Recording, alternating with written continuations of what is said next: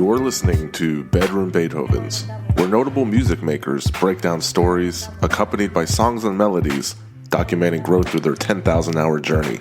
And me? Well, my name is Cello, your host.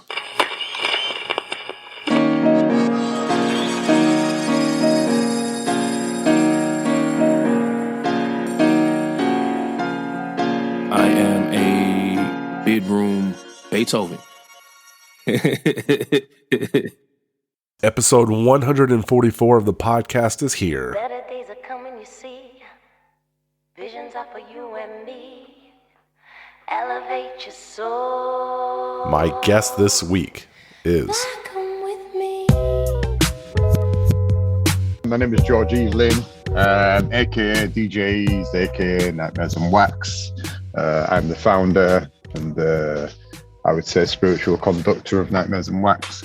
Known collaborations go from Della Soul to, on this album, Sparkle and Hutchins, Green Tea Peng, to Jordan Rakai, to Tennerfly, to Andrew Ashong, to Sarah Winton, Robin Taylor Firth. There's probably too many to mention, to be honest.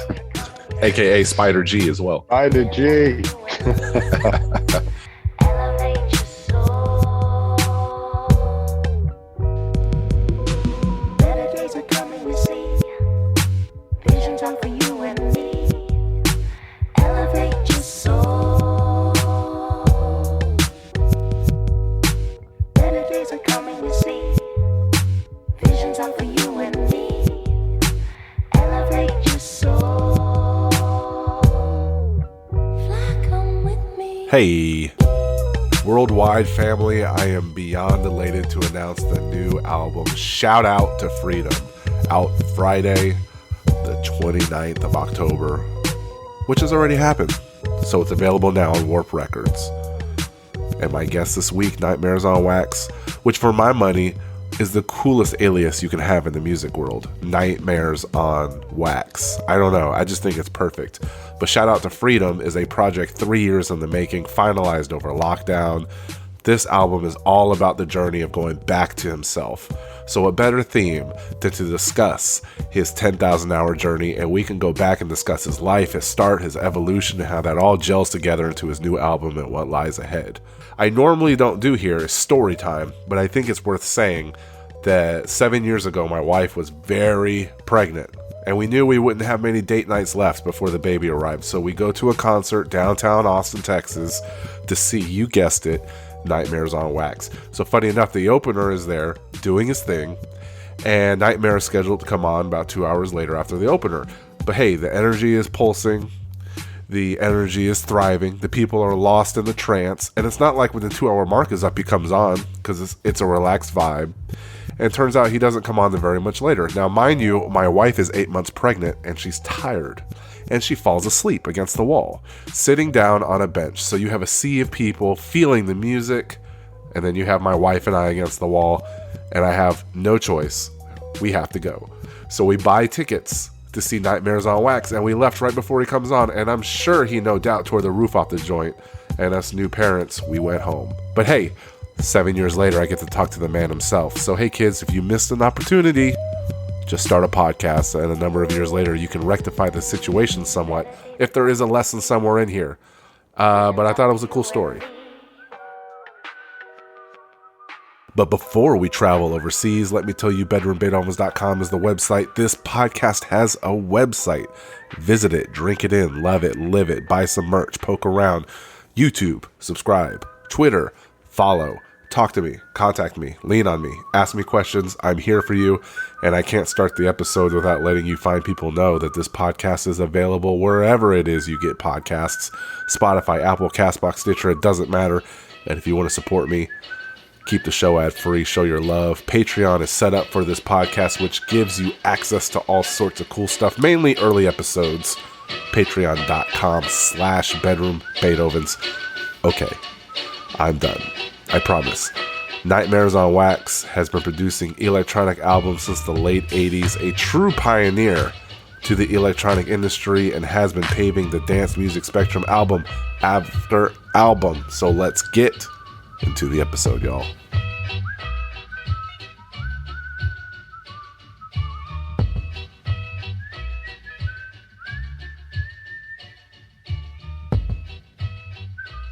because we're both rooted in hip hop. Ladies Love Cool J.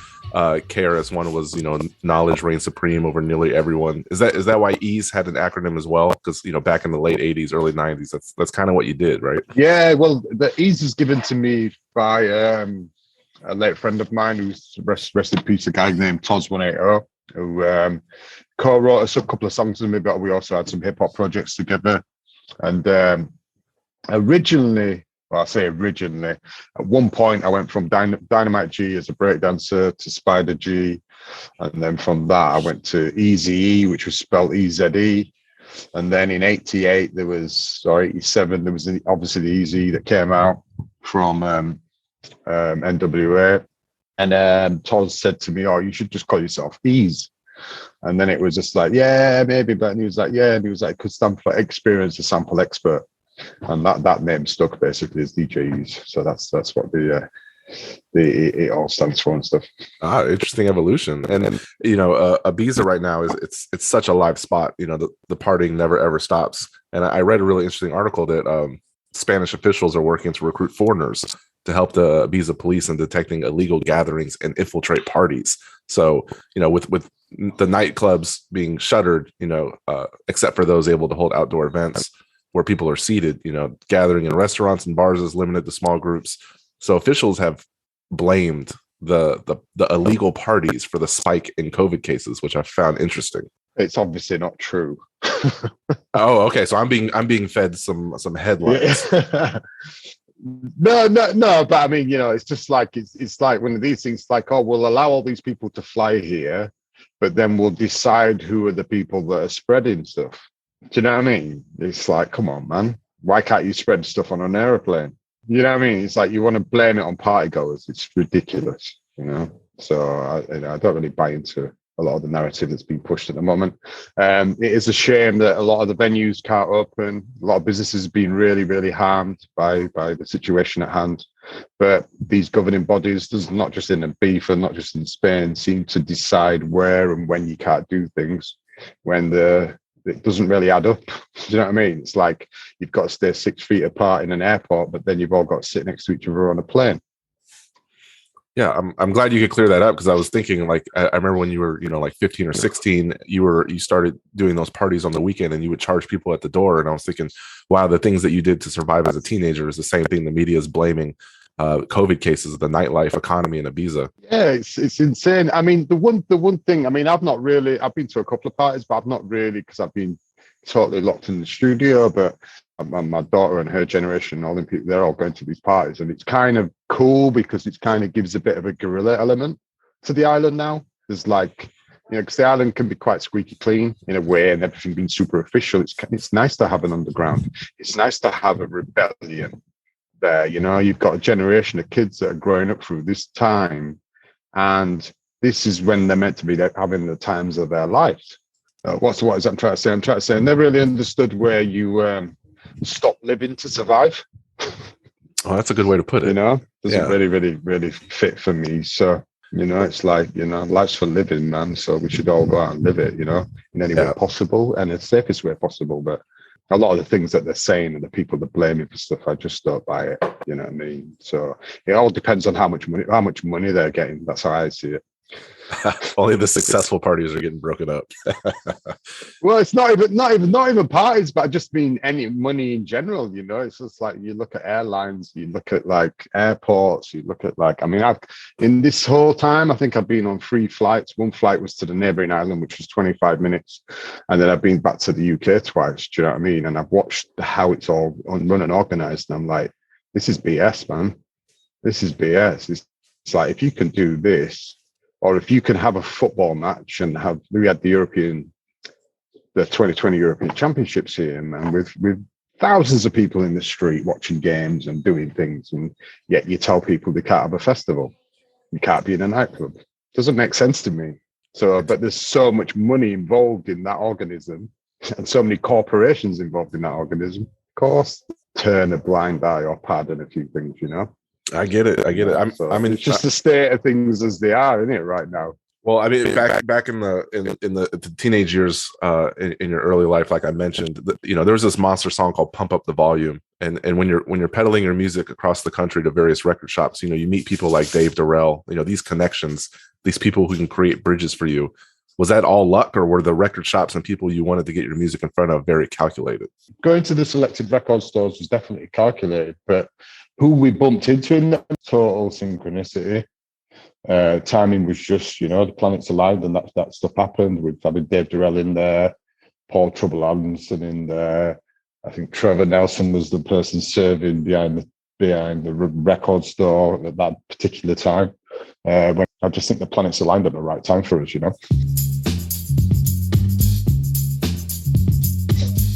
Yeah, because man, Dave Durrell. I mean, I wouldn't say he's a household name, but he's worked with De La Soul and Janet Jackson and U2, and he has Grammy awards, and he's just a beast. I mean, he might be one of the main architects of contemporary dance music culture. Like Quincy Jones. They've covered so many decades and crossed so many genres. He's not a household name, but it's funny how things like that happen. Boom! I drop my fluid like a chemist. She's contained and I'm a lame brain for doing the wild thing. Kick the fat thing off of my swing. Larger than Jim Backus, it's the cactus. There it is. Hey, yo, ladies. Keep down. Yeah. Well, I mean, we all come from a similar DJ background, and the way that hip hop affected us, and how we then use the influence of hip hop through dance music and stuff like that as well, So yeah, very similar kind of backgrounds. Obviously, he was a few years ahead of me, Yeah, and Calvin Harris had a big song called "Pray to God" that had Mike Pickering on it, and he was another one who heard your music very early too, right? So I think Mike Pickering was the one that signed Calvin Harris. But Mike Pickering was supporting our records at the Hassie end there, and very, very right from the beginning, Yeah, and there was a club called Ricky's, right? Back then you cut your teeth at like the downbeat parties on Saturday nights. Yeah, Downbeat. So Downbeat was actually it was originally a student night, and then me and Boy Wonder used to DJ with and met the early beats with and stuff. Actually ended up owning the night. We were guests at Downbeat, and we ended up becoming partners in the actual night and event, which actually started in a venue called Bally High. And then we moved it to Ricky's nightclub. And then it ended up just being me and Kevin that was running it and stuff. And we I think we brought that extra fusion into there, combined with the students that obviously weren't all from Leeds. Man, back then, not too many people can pop to Adonis No Way Back and then appreciate West Coast gangster music. Happy 30th anniversary to A World of Science. Yeah. Well, that's all foundation business. Obviously, I came through hip hop, came through sound system background as well. It is, if we go to a sound system class, you would hear, it wouldn't just be just dub and reggae and stuff. You'd have these little intervals where they play some funk and soul and some dance music, but we didn't call it house then because we didn't have that name, we didn't have that title. We were hearing about like Chicago and we were hearing about this stuff, but we didn't call it house music. It was just, for us, it was still categorized under the funk kind of umbrella. So then back in that time before the legacy of Warp Records was cemented, what were your initial conversations with Steve Beckett and Rob Mitchell like? How did you know, like, yeah, this is where I want my music to be? Well, that was another one of them synchronicities where, because I tried to get a record deal, even came to New York in like February '88. To try and shop some demos and stuff like that. And I came back, me and Kevin came back from there, and I was like, let's just put this record out ourselves. Do you know what I mean? I borrowed 2,000 copies, basically. And then one of the record stores is a record store called Fun Records in Sheffield. And he was like, I've heard this tune, so dropped this last Wednesday, this party. Man, this record's wicked. Yeah, we'll take a box of 25 off. We should exchange numbers. We're thinking about setting up a label, blah, blah, blah. And that was really it. Do you know what I mean? And then like 4 months later or something like that, Steve called me and I was like, yeah, okay then. And it really started like that. And then we just started going out together with me, Steve, Rob, Kev. We started going to some raves and shit like together. And we just went on this adventure basically. And then we dropped the remix of Dexterous in December '89. We released our own release in July the 16th, I think it was '89. Got rid of the 2,000 copies in 2 weeks. And then it was obviously a big underground tune. And then when we officially released it as Warp's second release, that 12-inch went on to sell like 30,000 copies just in the UK alone, which was incredible. So it was just a crazy wave that we was on, like it was all brand new. I wouldn't say we knew what we were doing. Do you know what I mean? We were just enjoying what we were doing. Just the main target and the aim of DJ play your song. That was it. We never saw anything beyond that. And just by having another DJ playing your song was the ultimate respect. And you were representing your crew and you were representing your area. And that was it, really. You know what I mean? It's funny how kind of things work out. Like your Boiler Room set has 10 million views. And let me ask you, if you would have overthought it, if you would have knew about it beforehand, if you didn't write your set list in the taxi on the way over, would it have come out as organic and natural as most of your sets are? Maybe it would have turned out worse if you over prepared. It's obviously good to know your music when it comes to DJing, but I don't really like to be like totally like a jukebox, basically set up on what I'm going to play totally. So, and because at that time as well, I didn't even really know what Boiler Room was, to be honest with you. I've kind of not really had my head out of the island. I've just been focusing on what I've been doing here, making my music and stuff. I just wasn't that connected. And when it comes to doing promo, it was like the first kind of promo I've done in a long, long time, like 4 or 5 years or something. So it was kind of worked in my favor to be absolutely naive to what it was, because I was just like, I'm just going to play what I do. I'm going to do me and play what represents me, wax the jam, what I've been doing and how I've been finding music again, just what turns me on, and then I went in there to do that set, and majority of people that are in the room, because there's loads of comments online, obviously, about why are people dancing, why are people doing this and that. What people don't realize, that was day number 3 after the carnival in London. And everybody's completely spaced out in there. I think I'm the only sober one in the room, which is very rare.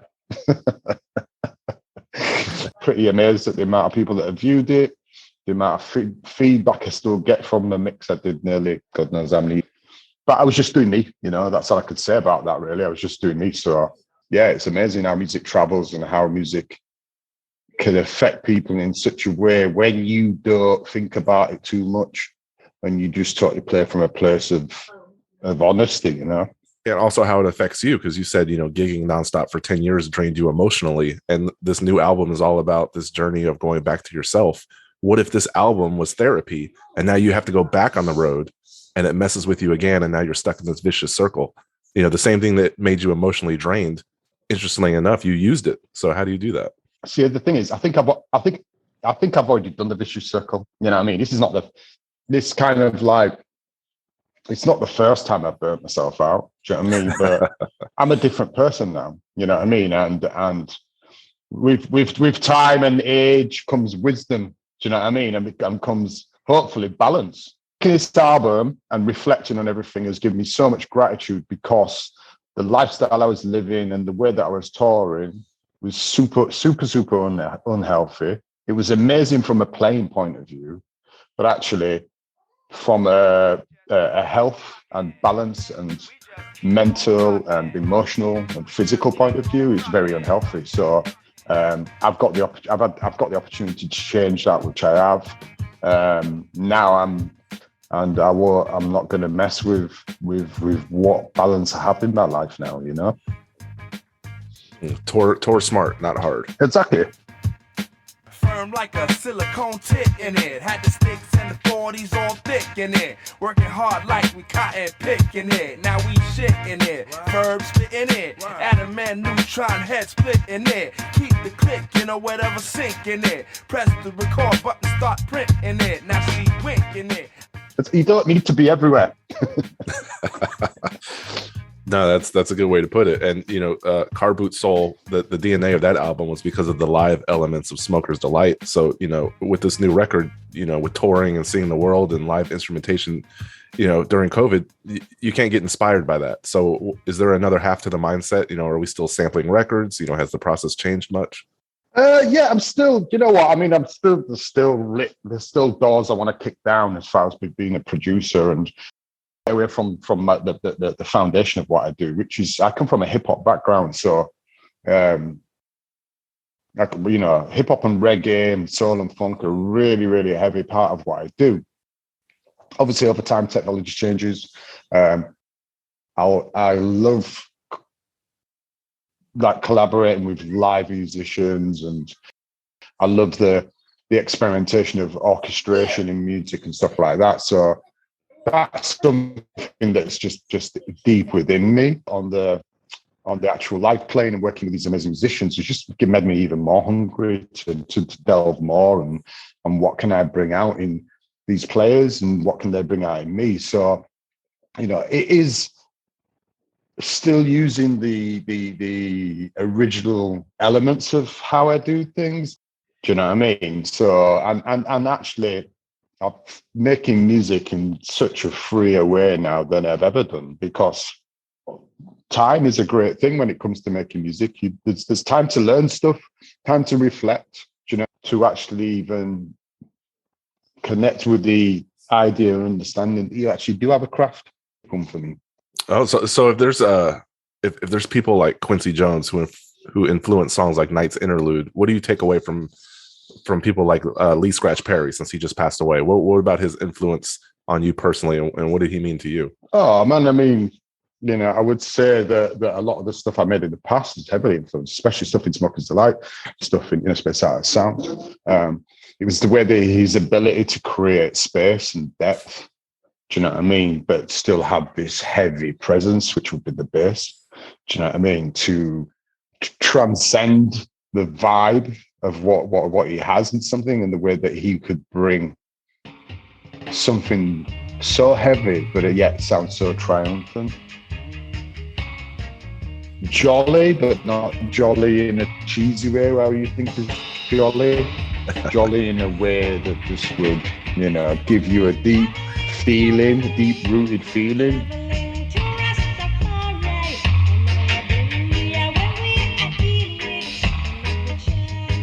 For me, it has inspired me, you know. It's how can you bring the rough with the smooth and the joyful, you know. Yeah, he convinced the Japanese government not to incarcerate Paul McCartney over a marijuana bust by writing the government a letter. So it's a pretty special person. Yeah. And he spoke up about the vaccines. He spoke up about all kinds of stuff. There's not many musicians like that today that speak out. So I have a lot of respect for his spirit continue, you know, in all of us, you know, and whether it's listening to his music, listening or reading some of the philosophical stuff he would come with, you know. He was his own person, you know. That's one thing I really loved about him. And, you know, to be rocking and doing what he was doing and preparing for a tour and everything before he passed away. Do you know what I mean? It's like pretty amazing, man. Well, what else is there to say? Like, I want to give you the floor to talk about the new album and also the new podcast you got going on, which is really great. I'm a big fan of Haley Supreme. And just that. I mean, shout out to Freedom. Really is an ode to freedom itself, and making this album has brought the massive question to me, which I see as an endless source of information, and that is what is freedom, you know. And you know, I've gone to places in myself with that question, you know, and then that's brought a lot of understanding of, wow, everybody's got a different idea of what freedom is, you know, and there's not one person on this planet that doesn't want to be free of something. So just the subject matter of that, to me, really of awareness that it's something that we should hold dearly and be protective of. Do you know what I mean? Because anything outside of us that is a threat or to what we class as freedom should be questioned, and we should question that collectively. You know, through it all, I was understanding that all the people now realize that there's lots to talk about when they're in their darkest hour, that they're alone and they're not. So this is something we all need to talk about, whether that's in men or in women. Do you know what I mean? Is that when you're not alone, everybody's got shit they want to be free of. So don't be afraid to talk to somebody about it, you know? Yeah, if you feel like you've been set free of something and you're now becoming who you really are, I feel like this conversation is catching you at the best version of yourself. So I'm honored that we could sit and chat and celebrate the new album. So thank you for being here. Yeah, big time.